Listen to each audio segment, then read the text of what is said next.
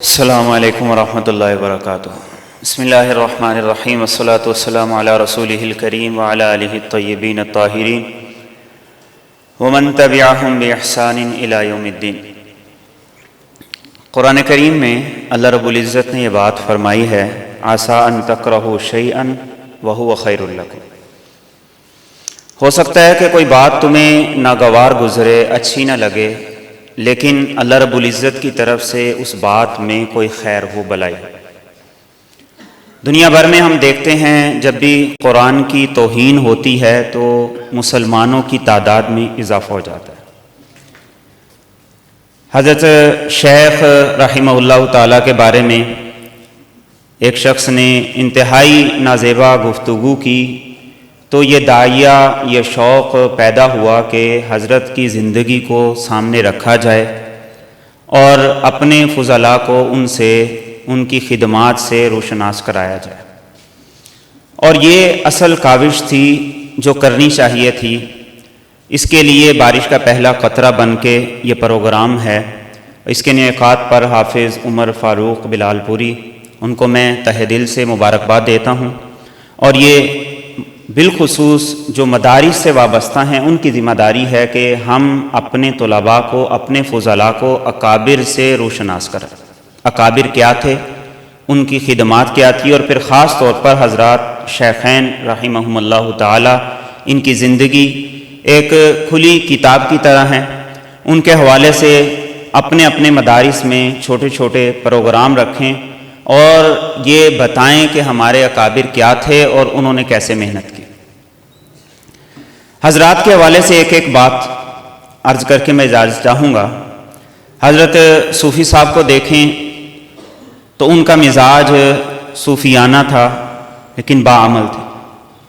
آج جبکہ صوفیت کے نام پہ دو نمبری ہے، پیری مریدی کے نام پر لوگوں کو اپنا ذاتی غلام بنایا جاتا ہے، بڑے بڑے دعوے کیے جاتے ہیں کہ ہمارے اتنے مرید ہیں، لیکن اگر یہ دیکھا جائے کہ خدمات کیا ہیں دین کے لیے، دین کی سربلندی کے لیے، تو وہ صفر نظر آتی ہے۔ حضرت صوفی صاحب رحمۃ اللہ تعالی علیہ نے صوفیت بھی دکھائی ہے اور اس کے ساتھ انتہائی گہرا علم، عمل، اخلاص، للہیت، ان دونوں چیزوں کو جمع کیا ہے، اور یہ دونوں چیزیں جو پرانے اکابر تھے، اسلاف تھے، ان کے اندر زندہ ہوتی تھی، صوفیت بھی اور اس کے ساتھ ساتھ علم بھی۔ ان دونوں صفات کو جمع کرنا ذرا مشکل ہے۔ جو صوفی ہوتا ہے وہ الگ تھلگ رہتا ہے، اور بسا اوقات اس کے مزاج میں خشکی، بد اخلاقی، یہ چیزیں ایسے آ جاتی ہیں جیسے مزاج کا حصہ ہے۔ حضرت صوفی صاحب رحمۃ اللہ علیہ سے نیاز رکھنے والے، ان سے ملاقات کرنے والے یہ لوگ جانتے ہیں کہ حضرت صوفی صاحب جتنے زیادہ صوفی تھے اتنے ہی زیادہ خوش مزاج بھی تھے، اور عالم بھی بڑی شان کے تھے۔ اور حضرت شیخ رحمۃ اللہ علیہ کے حوالے سے جو دو باتیں تھیں، ان دو باتوں کو آپس میں جمع کرنا، ان دو صفات کو اکٹھا کرنا، یہ بھی مشکل کام۔ ایک ہے علم اور ایک ہے اس کے ساتھ ساتھ پھر عوام۔